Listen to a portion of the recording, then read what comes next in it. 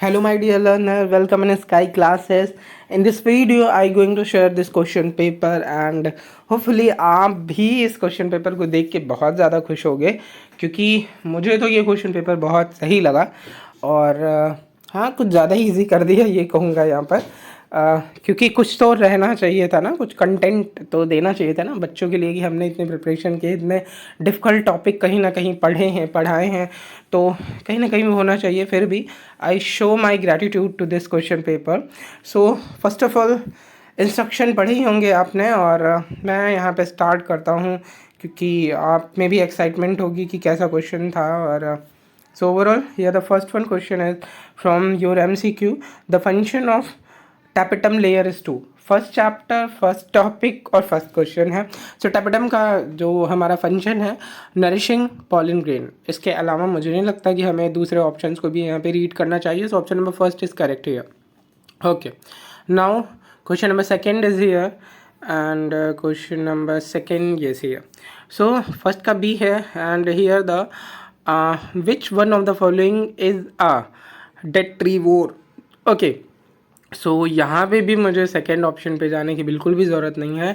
डेट्रीवोर्स हम बोलते हैं अर्थवॉर्म को। So option number first is correct again. Question number C is here, the vector of dengue backbone fever is. So it's again it's easy. Option number third Aedes is correct option here. आपको पता है Anopheles for malaria, Culex for filaria and Aedes is correct option. None of this तो हो ही नहीं सकता। आते हैं D question में, which enzyme cut the DNA at specific site. Polymerase तो बढ़ाता है एंड इंडोन्यूक्लियस जो है वो हमारे स्पेसिफिक साइट पर ब्रेक डाउन करता है, मॉलिकुलर सीजर बोलते हैं आखिर हमें से। सो ये तो थे 4 MCQ एंड होपफुली सबके करेक्ट होंगे, नहीं हुए ना तो फिर समझ लेना आप लोग।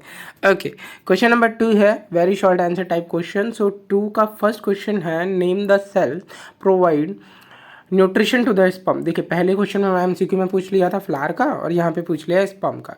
सो स्पर्म को नरिशमेंट कौन देता है? हमें बहुत अच्छे से पता है कि स्पर्म को नरिशमेंट कौन देता है। सो यू नो व्हाट, हमने 2 टाइप की सेल पढ़ी थी, एक लीडिंग और सर्टोली। तो इट्स सिंपल, सर्टोली सेल जो है वो हमारे स्पर्म्स को न्यूट्रिशन प्रोवाइड करती है। ओके, नेक्स्ट आते हैं 2 का बी। 2B में मेंशन है right the full form of MTP and ZIFT। तो फुल फॉर्म के अलावा कुछ नहीं लिखना था। MTP medical termination of pregnancy and ZIFT zygote intrafallopian transfer. You know what, कुछ दिन पहले ही मुझसे, 1-2 दिन पहले ही एक स्टूडेंट ने मुझसे MTP पूछा था। आई थिंक वो इस वीडियो को देख रहा होगा तो समझ गया होगा कि मैं उसकी बात कर रहा हूँ। Next one, what is the unit of genetics? It's simple, gene है। And how many codons are there in genetic code? 64। What is sewage? Municipal waste. So again यहाँ पे हमने वेरी शॉर्ट फिनिश कर लिए। Next we are going to discuss here question number 3। What is opium? Opium poppy plant से हमें opium gain होता है and हमने उसके साइंटिफिक नेम को भी पढ़ा है। तो यहाँ पे इन्होंने बोला है कि which plant is its obtained from. तो मैंने बोला ओपियम पॉपी और वो है हमारा प्लांट्स का नेम की अगर मैं यहाँ पे बात करूँ सो पेपावर सोमेनिफेरम एंड ओपियम प्रॉपरली लिखना है। तो एक तरीके से हेल्यूसिनोजेन सेडेटिव इफेक्ट कॉज करने वाला या स्टिमुलेंट करने वाला हमारी एक्टिविटीज़ को। So next one here question number 3 का B. B is here about how many chromosomes are found in Klinefelter and Turner syndrome। ये तो मॉडल पेपर का क्वेश्चन है जो MSP UPMSP ने अपनी वेबसाइट पे अपलोड किया था और कुछ दिन पहले ही मैंने डिस्कस किया था आपसे। सो क्लाइनेफिल्टर सिंड्रोम में ओवरऑल क्रोमोसोम होते हैं 47 एंड अगर हम लोग यहाँ पे टर्नर सिंड्रोम की बात करें तो ओवरऑल क्रोमोसोम होते हैं यहाँ पे 45। तो आप अरेंजमेंट मेंशन कर सकते थे अगर कि एक सेक्स क्रोमोसोम इंक्रीज हुआ XXY एंड 45 को अगर रिप्रेजेंट करना चाहें तो इट्स सिंपल यहाँ पे आ जाएगा X एंड 0। ओके, क्योंकि एक सेक्स क्रोमोसोम यहाँ पे नहीं है।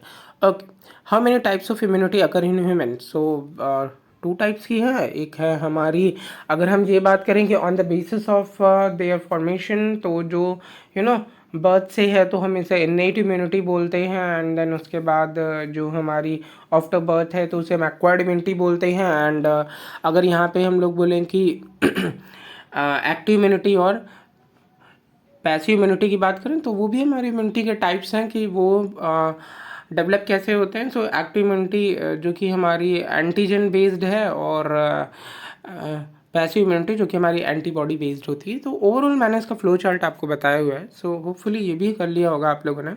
नेक्स्ट है व्हाट आर एंटीबायोटिक्स। कौन नहीं लिख पाएगा? एंटी मीन्स अगेंस्ट बताया था आपको, एंड बायो मीन्स मैंने लाइफ बताया था। तो मतलब बायोटिक्स में जो अगेंस्ट हो लाइफ के, वो है हमारी antibiotics. Name any 2 microbes which are use in the production of antibiotics. 2 नहीं, मैंने तो 4 5 पूरी लिस्ट आपको प्रिपेयर करा रखी है। सो इट्स सिंपल कि एंटीबायोटिक्स के लिए एक तो हम अपना पेनिसिलियम नोटैटम, और अगर फंजाई की ही बात करूँ तो पेनिसिलियम क्राइसोजेनम भी हो जाएगा। एंड देन 2 हो गए, सफिशिएंट है फ़िलहाल तो। बाकी अगर आपको स्ट्रेप्टोमाइसिन नियोमाइसिन भी अगर याद आ गई हो और आपने लिखा हो, so it's good for you.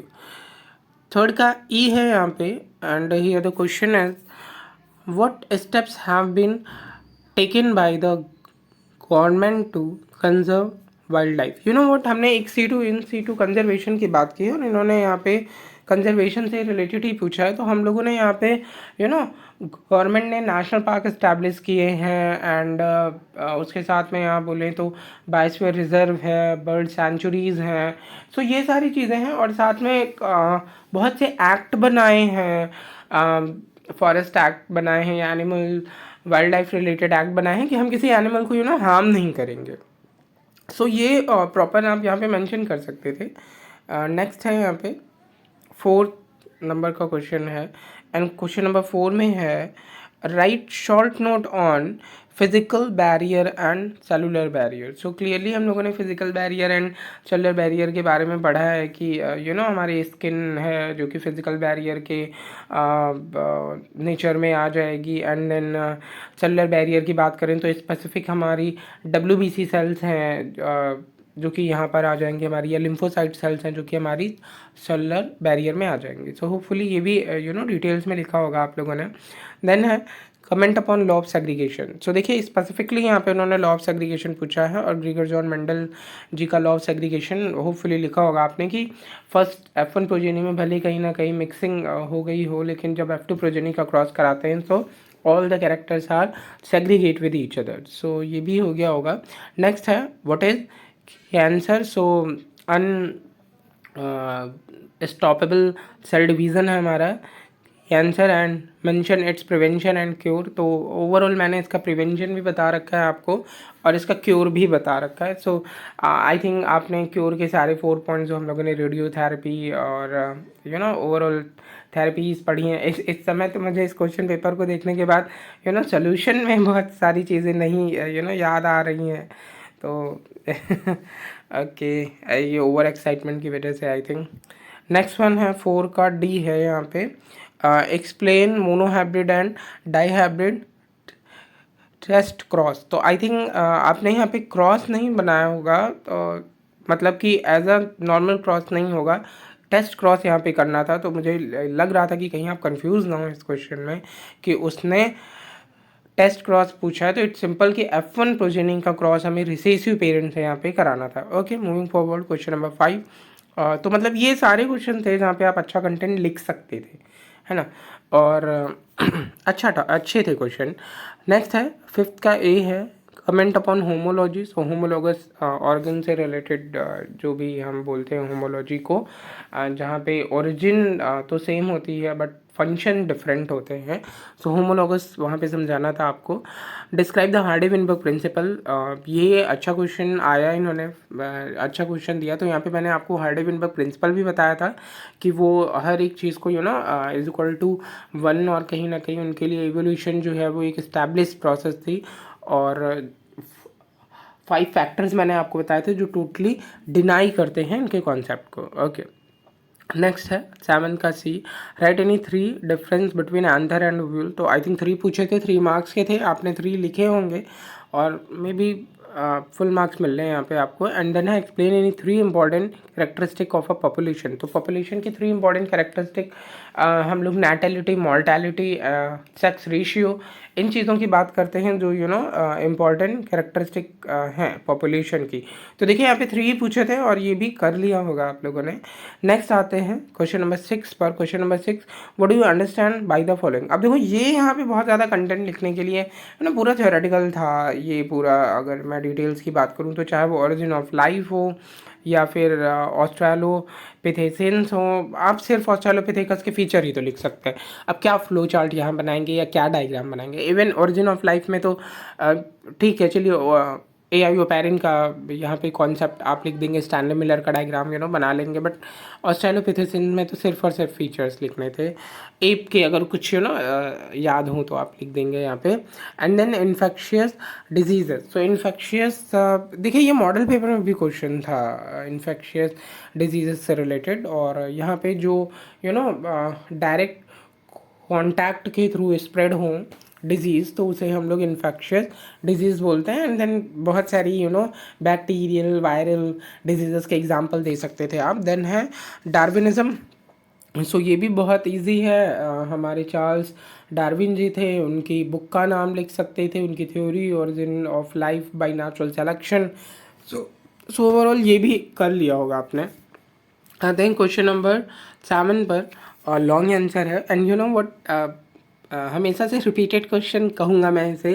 Question आया है, describe human male reproductive system and explain the process of sperm formation. तो आपको मेल रिप्रोडक्टिव सिस्टम को डिटेल्स में एज अ फ्लो चार्ट समझाना था एंड डिटेल्स देनी थी। देन उसका डायग्राम भी बना सकते थे, क्योंकि 3+2 है तो इट्स सिंपल की डायग्राम भी बनाना था। और स्पर्म में स्पर्म मैटोजेनेसिस की प्रोसेस फ्लो चार्ट भी पता है, डिटेल्स भी पता है आपको। और आप स्पर्म का डायग्राम भी यहाँ पे फॉर्म कर सकते हैं। नेक्स्ट उसके बाद ये भी अच्छा क्वेश्चन था, और भी plasmid DNA and chromosomal DNA में क्या डिफरेंस है, ये भी अच्छा क्वेश्चन था। एंड एक्सोन्यूक्लियसेस एंड एंडोन्यूक्लियसेस एंजाइम में क्या डिफरेंसेस है। तो मैं तो यही कहूँगा कि फर्स्ट पार्ट ही इसका ज़्यादा सही था आपके अटैम्प्ट करने के लिए। नेक्स्ट क्वेश्चन नंबर 8 देखते हैं। What do you mean by sex link character. Okay, so जो कैरेक्टर सेक्स क्रोमोसोम की हेल्प से ट्रांसफ़र होते हैं, सेक्स लिंक कैरेक्टर्स बोल रहे हैं हम इनको। और describe with the help of line sketch the inheritance of 2 sex link character in human. So it's simple कि सेक्स लिंक ट्रेट में हम लोगों ने कई सारे डिसऑर्डर्स पढ़ रखे हैं, उनको बता सकते थे आप यहाँ पे।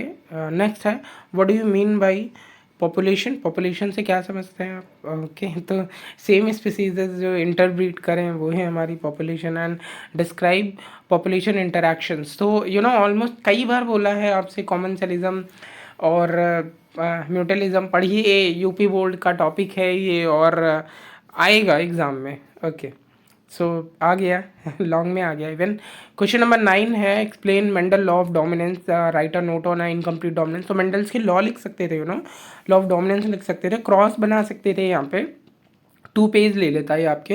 एंड देन इनकम्प्लीट डोमिनेंस की डिटेल्स और क्रॉस ऑलमोस्ट आपके 4 to 5 पेज हो जाते हैं यहाँ पे।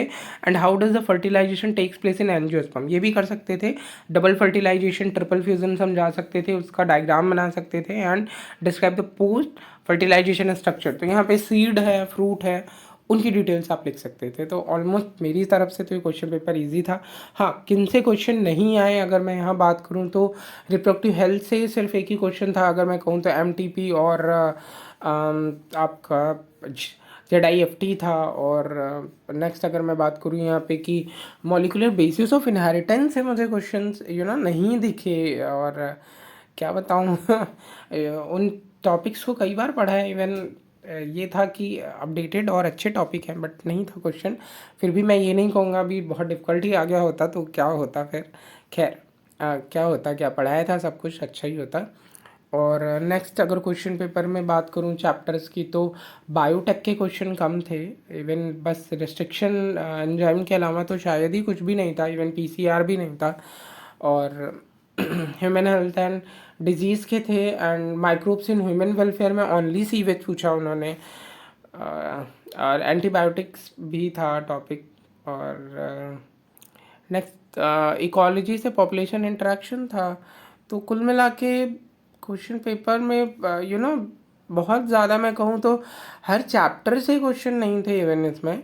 और क्या बताऊँ मैं, अब एक्सेप्टेशन तो नहीं थी ऐसी, बट फिर भी मैं यही कहूँगा कि अच्छा क्वेश्चन पेपर था। और आप कमेंट्स करिए आपका कैसा रहा question paper overall. Thank you.